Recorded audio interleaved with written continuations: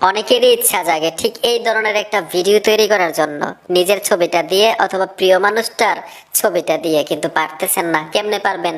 3-4টে application লাগে এই ধরনের ভিডিও তৈরি করতে। আজকে আপনাদেরকে দেখাবো একটা অ্যাপ্লিকেশন দিয়ে কিভাবে এই ধরনের ভিডিও তৈরি করবেন ছবি দিয়ে।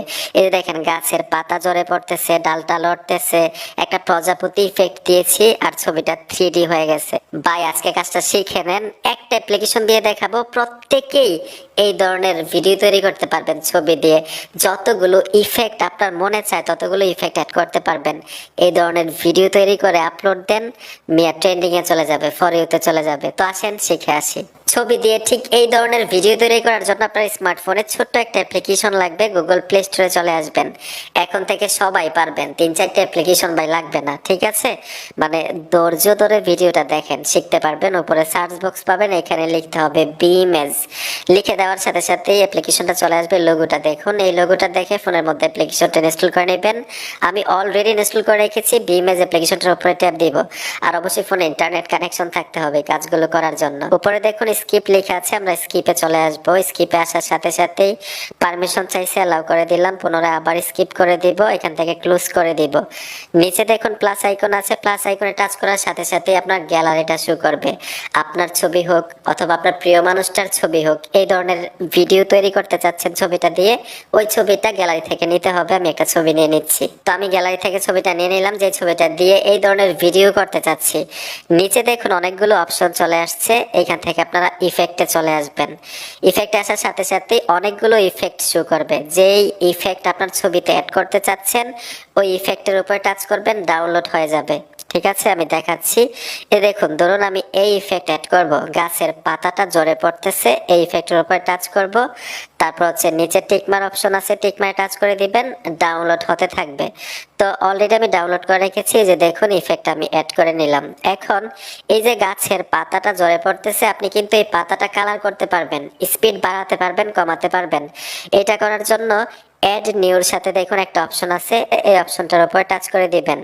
নিচে যদি চলে আসেন, এখানে দেখুন কালার। আমি যদি এখানে থেকে এই যে দেখুন এদিকে ওইদিকে নেই, কালার পরিবর্তন হয়। ঠিক আছে। আর এই ইফেক্ট এমন একটা জায়গায় সেট করবেন, অ্যাড করবেন, যেই জায়গায় রাখলে আপনার ছবিটা সবচাইতে সুন্দর দেখায়। আমি একটা ইফেক্ট অ্যাড করে নিলাম। নতুন ভাবে আরেকটা ইফেক্ট অ্যাড করার জন্য ঠিক একইভাবে অ্যাড নিউ লেখা আছে, আপনারা এই অপশনটাতে চলে আসবেন। এখন আমি ইফেক্ট অ্যাড করব গাছের একটা ডাল। এই যে দেখুন আমি গাছের ডালটা দিয়ে দিলাম, মানে ইফেক্টের উপর টাচ করলাম। তারপর একইভাবে আমরা টিকমারে চলে আসব। টিকমারে আসার সাথে সাথে ডাউনলোড হয়ে গেল। এখন এই ইফেক্ট কিন্তু বড় করতে পারবেন, ছোট করতে পারবেন। তো আমি এই জায়গায় সেট করব ইফেক্টটা।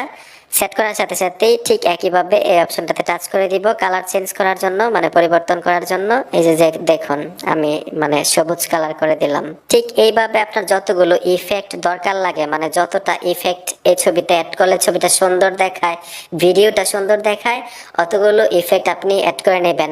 তারপর হচ্ছে ছবিটাকে 3D করার জন্য, মানে ছবিটা একটু এদিকে যাবে ওদিকে আসবে, ওই ইফেক্ট অ্যাড করার জন্য 3D ইফেক্ট, এখানে দেখুন এরো আইকনে টাচ করবেন, পুনরায় আবার এরো আইকনে ট্যাপ দিবেন। এখানে দেখুন 3D লেখা আছে, এই অপশনটাতে ট্যাপ দিবেন, ছবিটা 3D মোড হয়ে যাবে।